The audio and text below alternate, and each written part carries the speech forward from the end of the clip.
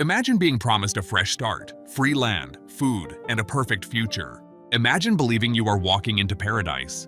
Now imagine realizing that paradise has no shelter, no food, no rules, and no escape.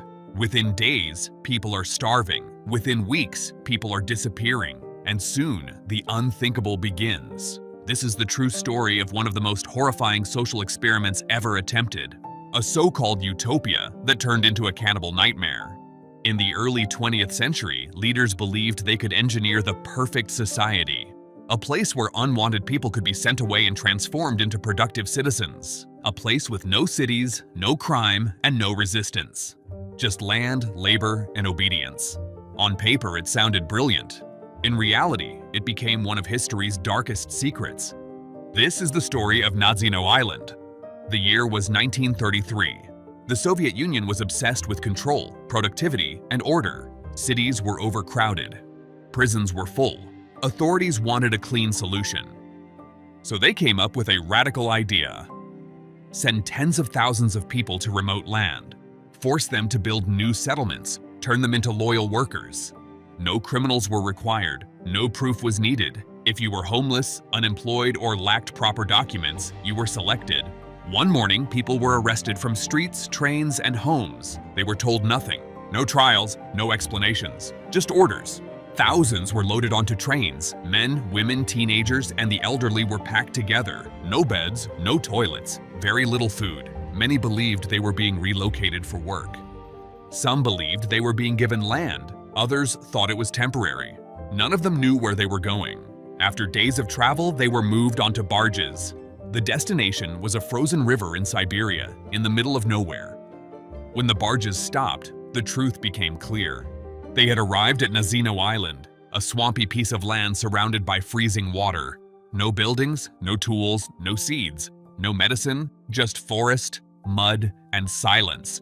This was the utopia. Over 6,000 people were dumped onto the island within days. Guards stood at the shore with rifles. Escape was impossible. Authorities gave them flour. No ovens, no pots, no clean water. People tried mixing flour with river water in their hands. Many became violently ill. Dysentery spread fast. Within the first week, dozens were dead, and no one was in charge. There were no leaders, no doctors, no engineers, no planners. Strong groups formed quickly. They stole food, they beat the weak, they controlled territory. The guards did nothing. This was survival without rules. People began collapsing from hunger. Bodies lay everywhere. The island smelled of death. And then something changed, something darker. At first, people ate grass, then bark, then leather belts and shoes. But hunger does not stop. Soon, people started looking at the dead differently. It began quietly, a missing corpse, a strange silence. Then witnesses saw it, human flesh being cut, cooked over small fires, shared in secret. Cannibalism had begun. This was not madness. This was starvation. People targeted the weakest, the sick, the injured. Some were killed for food. Women were attacked. Limbs were cut while victims were still alive. Survival had erased humanity. Even the guards were horrified. But they still did nothing. Within weeks, the island was chaos. Mass graves filled quickly. Some bodies were never buried. They were consumed. People tried escaping by swimming across the river. Most drowned. Others were shot. Every day, hundreds died. The utopia was now a living hell. Officials in Moscow finally received reports. What they read shocked even them. Cannibal gangs. Total collapse. Thousands dead. An investigation team was sent. When they arrived, they found bones everywhere. Human remains with bite marks. People barely alive staring like ghosts. Out of over 6,000 people, less than 2,000 survived. The experiment was quietly shut down. Survivors were sent to labor camps. Many died soon after. The reports were classified. The story was buried. For decades, no one spoke of Nazino Island. The perfect utopia was erased from history. Nazino Island was not simply a planning mistake. It was a rushed political experiment driven by quotas, not humanity. Authorities were pressured to relocate so-called undesirable people as quickly as possible. Speed mattered more than survival. As a result, no housing materials, no farming tools, and no medical staff were ever provided. People were abandoned with nothing but expectations. Many victims were not criminals at all. Some were arrested for lacking internal passports. Others were detained while traveling or standing in public spaces. Entire lives were destroyed without trials, evidence, or explanations. Cannibalism on Natsino Island was officially documented by Soviet investigators. Reports described organized groups that isolated victims and killed them for food. These details were so disturbing that the records were sealed for decades. The truth only emerged after the Soviet Union collapsed.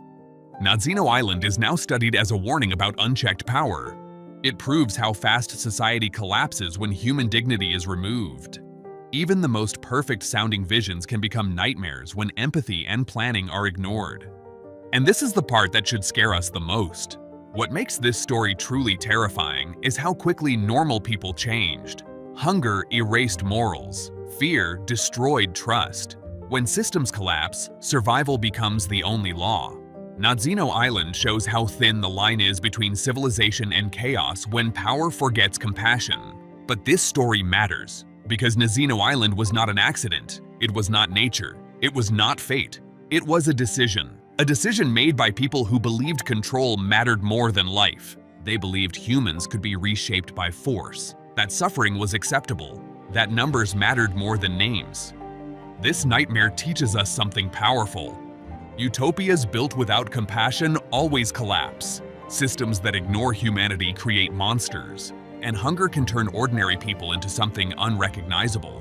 Natsino Island proves that cruelty does not create order. It creates chaos. Today, the island still exists, silent, empty, haunted by what happened. No monuments, no apologies, just land that remembers. And the question remains, how many other perfect ideas ended the same way? This was not just a story about the past, it is a warning about the future. If this story made you think, if it made you uncomfortable, if it made you curious, like this video, subscribe for more hidden stories the world tried to forget. Share this with someone who believes every perfect plan deserves a second look, because some utopias are built on nightmares.